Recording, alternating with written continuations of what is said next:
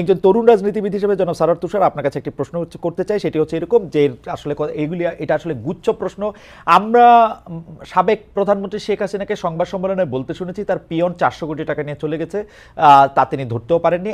আজকে আমরা দেখলাম আপনাদের দল করতেন এরকম একজন আসিফ মাহমুদ সজীব ভুঁইয়া, তার যে সহকারী একান্ত সচিব তিনি তাকে আসলে বহিষ্কার করা হয়েছে। কেউ কেউ বলছেন যে তিনি 311 কোটি টাকা নিয়েছেন, কেউ কেউ বলছেন যে সুইজারল্যান্ডে বাড়ি আছে, তিনি অনেক সম্পদ করেছেন, এরকম আরও ওর অনেক অভিযোগ আমরা শুনছি। কিন্তু আমার কথা হচ্ছে যে জনাব এপিএস এই কাজগুলি কখনোই করতে পারতেন না যদি না তার বস অর্থাৎ উপদেষ্টা জনাব আসিফ মাহমুদ সজীব ভুঁইয়া এটাতে তাল মিলিয়ে চলতেন, কারণ তার তো কোনো নির্বাহী ক্ষমতা নেই। এই ব্যাপারটি আপনারা কেমনভাবে দেখছেন? এবং একইভাবে আপনাদের গাজী সালাউদ্দিন তানভীর, যিনি এনসিপির একজন যুগ্ম সদস্য সচিব ছিলেন, তাকেও আসলে বাদ দেওয়া হয়েছে, কারণ তার বিরুদ্ধে প্রায় একই ধরনের অভিযোগ স্বাস্থ্য উপদেষ্টার আরেকজন ব্যক্তিগত কর্মকর্তা গিয়ে। আপনি এগুলিকে কেমন ভাবে দেখছেন? আসলে মানে আপনার রাজনৈতিক দলটা মাত্র শুরু করেছেন, 2 মাস 3 মাসের মধ্যে অনেক বেশি জাজমেন্টের জায়গাও আপনারা পড়তেছেন, কিন্তু আসলে এইসব দুর্নীতির প্রশ্নে, টাকা মারার প্রশ্ন আপনারা আসলে কি বলবেন? জি, আপনাকে ধন্যবাদ এবং সেলিম ভাইকে আমি শুভেচ্ছা জানাই। এই যে ঘটনাগুলোর কথা আপনারা বললেন, আপনি বললেন, এইগুলো খুবই মানে দুঃখজনক। এবং বাংলাদেশে যারা এই ধরনের রাজনীতি কিংবা সরকারের সাথে সংশ্লিষ্ট থাকে, তারা এই ক্ষমতার অপব্যবহার করে এই কাজগুলো করে। এবং তারই কিছু দুঃখজনক নজির আমরা এই 3টা ঘটনার ক্ষেত্রে দেখেছি। একটা যার কথা বলেছেন আসিফ মাহমুদ ভুঁইয়া, তো তিনি এখন সরকারের উপদেষ্টা, আমাদের দলের কেউ নন। কিন্তু তিনি এই গণঅভ্যুত্থানের মধ্য দিয়ে এসেছেন এবং তার এই ঘটনায় কোনো সংশ্লিষ্টতার এখনো পর্যন্ত তো আমার কাছে অন্তত এই তথ্য নাই। তার এপিএস মানে তার জায়গাটা ব্যবহার করে এটা করেছেন কিনা, মানে আমি অমুকের এপিএস এটা বললেও কিন্তু বাংলাদেশে অনেক কিছু হয়, অনেক কিছু করা সম্ভব। তো এইটা করে তিনি করেছেন কিনা সেটা তদন্ত করে বলা যাবে এবং তাকে তার জায়গা থেকে সরিয়ে দেওয়া হয়েছে। আর আমাদের দলের যিনি এসেছেন তার বিরুদ্ধেও দলের সবারই প্রচন্ড আপত্তি এবং আমরা এটা গোপন করি নাই। এবং যেহেতু এখন তাকে অব্যাহতি দেওয়া হয়েছে এবং তার ঘটনাগুলো একটা ইন্টারনাল তদন্তের মধ্যে পড়েছে, ফলে আমি তদন্ত হওয়ার আগ পর্যন্ত এই ব্যাপারে চূড়ান্ত কথা বলবো না। তবে যে কথাগুলো শোনা যাচ্ছে, যে অভিযোগগুলো শোনা যাচ্ছে, এগুলো খুবই ভয়ঙ্কর এবং আমরা এটা আশা করি না যে আমাদের দলের কেউ এই ধরনের কোনো অভিযোগে তার বিরুদ্ধে হবে।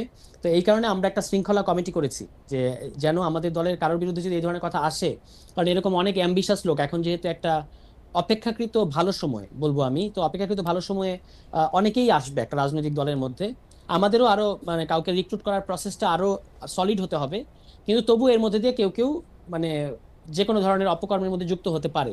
আমরা একটা সিস্টেম ডেভেলপ করার চেষ্টা করেছি, বা এখনো পর্যন্ত আমরা বলবো যে অনেকাংশে করে ফেলেছি, যে একটা হচ্ছে দলের শৃঙ্খলা বিধি, আর একটা হচ্ছে এই ধরনের অভিযোগ আসলে সেটা একটা প্রপার তদন্তের মধ্য দিয়ে যেন আমরা তার বিরুদ্ধে ব্যবস্থা নিতে পারি।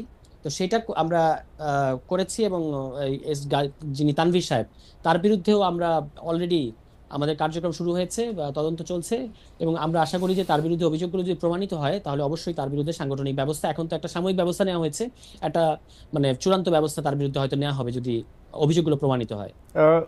সংগঠনের ক্ষেত্রে আপনারা আসলে কোন নীতি অনুসরণ করছেন এসব ক্ষেত্রে? যেমন আমরা দেখছি যে আপনাদের একজন বড় নেতা সার্জিস আলম, তিনি যখন 150টি গাড়ি নিয়ে সেখানে গেলেন, সেটি নিয়ে আপনাদের দলের ভিতরে অনেক সমালোচনা হয়েছে।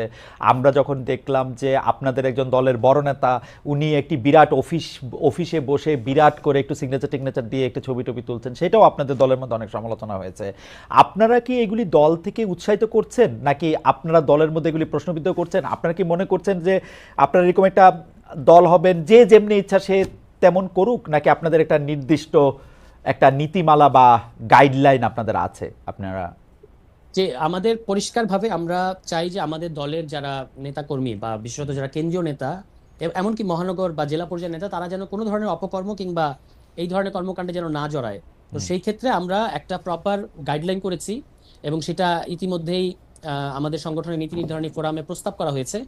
এটা আমরা একটা ওথ নেয়ার ব্যবস্থা হবে আমাদের, এবং সকল সংগঠন মানে সংগঠনের সকল সংশ্লিষ্টরা এটাতে সাইন করবেন যে তিনি যদি এই নীতিমালা ভঙ্গ করেন তাহলে তার বিরুদ্ধে আসলে সাংগঠনিক ব্যবস্থা নেওয়া যাবে। তো এখন যে এই ইন্টারিম পর্যায়ে এগুলো ঘটছে, এটা ঘটছে তার কারণ হলো যে চারপাশে এত টোপ এবং এত ধরনের এখন প্রলোভন, যেহেতু একটা নতুন সময় এবং এত ধরনের প্রলোভন, অনেকেই প্রলোভনে হয়তো জড়িয়ে যাচ্ছে কোনো কোনো একটা টোপের ফাঁদে পড়ে। যারা রাজনীতিটাকে এরকম পয়সা বানানো কিংবা রাজনীতিকে মনে করেন যে একটা ক্ষমতা ব্যবহার করে নিজে ফুলে ফেপে ওঠা, তারাই সাময়িক সময়ের মধ্যে এই সুবিধাগুলো নেওয়ার চেষ্টা করবে। কিন্তু আমরা আমাদের দলের দিক থেকে খুবই স্ট্রিক্ট। আমাদের দলের কারো বিরুদ্ধে এই ধরনের কোনো অভিযোগ উঠলে তাকে কোনোভাবেই এই দলের রাজনীতি করতে দেওয়া হবে না, তার বিরুদ্ধে ব্যবস্থা নেওয়া হবে।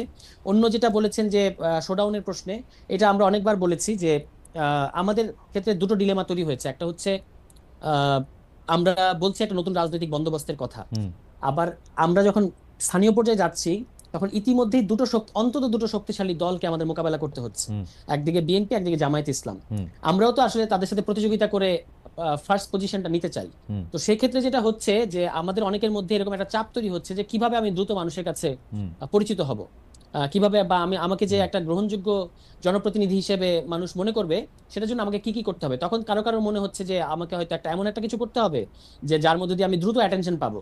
তো হুম, সেই ক্ষেত্রে আমাদের দলের একটা সাম্প্রতিক আমাদের আহ্বায়ক এবং সদস্য হুম, সচিব তারা একটা নির্দেশনা দিয়েছেন সংগঠনে যে আপাতত আমরা কোনো আসন কেন্দ্রিক হুম, কোনো ধরনের তৎপরতা চালাবো না। আমাদের এখন প্রধান কাজ হচ্ছে সংগঠন বিস্তৃত করা, এবং সেটা পুরো দেশে সংগঠন বিস্তৃত করতে হবে। এর মধ্যে দিয়ে আমরা নিবন্ধনটাও অর্জন করবো, মানে নিবন্ধনের যে শর্তগুলো আছে সেটা হুম, অর্জন করতে হবে। যেগুলো ঘটেছে, যতটুকু ঘটেছে এটা যেন আর না ঘটে।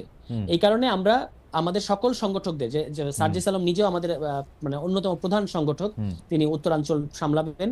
তো হুম, একরকম সবার প্রতি এই নির্দেশনা যে আপনারা জেলার ভিত্তিক কাজ করবেন, হুম। কোনো আসন ভিত্তিক এখনো কাজ করবেন না, কারণ আমরা দলের তরফ থেকে বলে দেই নাই যে আপনি অমুক আসনের জন্য ওকে।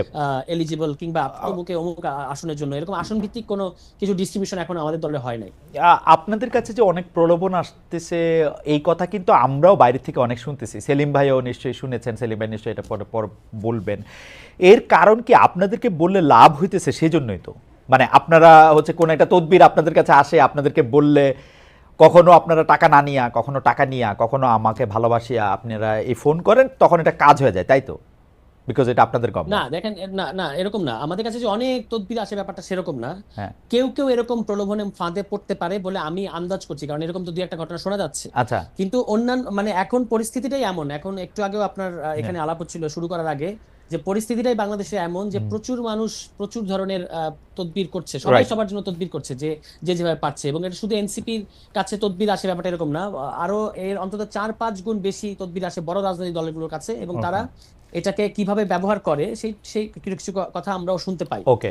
আমাদের দিক থেকে দেখেন, আমার কাছে অনেক সময় অনেকে বিপদে পড়ে আসছে, যেমন আজকে কালিয়াকৈরের একটা ঘটনা। আমি ওই একজন একটা খুবই দরিদ্র হুম, পরিবার, তার একটা মেয়ের সাথে খুবই বাজে একটা ঘটনা ঘটেছে। তিনি আমার কাছে চাচ্ছেন যে তিনি কিভাবে আইন আদালত করবেন তিনি জানেন না, তো আমার কাছে তিনি একটা সহযোগিতা চেয়েছেন। তো সেক্ষেত্রে আমি আমাদের কালিয়াকৈরে যিনি আছেন দায়িত্বশীল, তার সাথে আমি যোগাযোগ করিয়ে দিয়েছি। হুম। এটাকে অবশ্য তদবির বলা যাবে না হয়তো, এটা একটা তিনি বিপদে পড়ে এসেছেন। এরকম কিছু কিছু বিপদে পড়েও কিন্তু আমাদের কাছে মানুষ আচ্ছা, আসছে। এবং আমার মনে হয় সেক্ষেত্রে যে আপনার বক্তব্য পরিষ্কার। আমি এই ব্যাপারে একটু শেষ প্রশ্ন করি, আপনি একটু অল্প করে যদি এটার একটু উত্তর দেন এই একই প্রসঙ্গে, তারপর আমরা আবার একটু সেলিমের কাছে যাবো। যে গত শুক্রবার আপনাদের 9 ঘন্টার মিটিং হয়েছে আপনাদের প্রধান কার্যালয়ে। পত্রপত্রিকা এগুলিকে দীর্ঘ বলে, আমি বলি যে দীর্ঘ বা লম্বা না, সময়টা 9 ঘন্টা, এটা আপনারা 90 ঘন্টাও করতে পারতেন। সেই সূত্র ধরে প্রথম আলো একটা প্রতিবেদন করে, যেখানে প্রথমে বলা হয়েছিল মিটিংয়ে জনাব সার্জিস এবং জনাব হাসনাত আব্দুল্লাহর বিলাসী জীবন নিয়ে প্রশ্ন করা হয়েছে। সম্প্রতি তারা দুজনে কেন দুদকে গিয়েছিল সেই নিয়ে নাকি প্রশ্ন করা হয়েছে। প্রতিবেদক হাসনাত আব্দুল্লাহর সাথে যোগাযোগের চেষ্টা করেও পাননি। প্রতিবেদন প্রকাশের পর জনাব হাসনাত আব্দুল্লাহ সব অভিযোগ অস্বীকার করে প্রথম আলোকে এক ধরনের হুঁশিয়ারি দেন, আলটিমেটাম দেন। তারপরে পত্রিকাটি তার সংবাদ বদলে ফেলে। আপনি কি আমাদের একটু বলবেন, প্রথম কথা হলো যে পত্রিকার জায়গা থেকে আগে যে মিটিংয়ে আসলে এই ধরনের কথা বলা হয়েছিল কিনা, এই ধরনের প্রশ্ন তোলা হয়েছিল কিনা, কারো বিরুদ্ধে এরকম কথা